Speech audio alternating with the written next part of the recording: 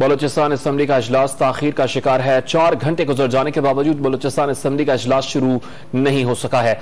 इसी पर बात करेंगे। गालिब निहाद ने हमें ज्वाइन किया है। गालिब बताएगा ताखीर की वजह क्या बताई जा रही है?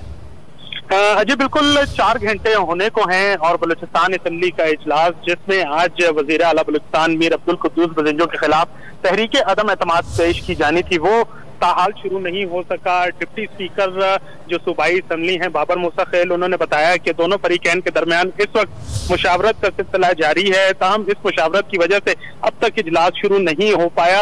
ये वजह डिप्टी स्पीकर की जानिब से बताई गई है। ताहम उनका ये भी बताना था कि जैसे ही उनका मुशावराती इजलास जो है खत्म हो जाता है, वैसे ही बलूचिस्तान असम्बली का इजलास भी शुरू कर दिया जाएगा। वाज़ेह रहे कि डिप्टी स्पीकर सूबाई असम्बली बाबर मूसा खेल ने इस बात की वजाहत की है कि जो दोनों फरीकैन हैं वो तहरीक अदम एतमाद से मुतल्लिक इस वक्त मुशावरत कर रहे हैं। जी, बहुत शुक्रिया गालिब आपका।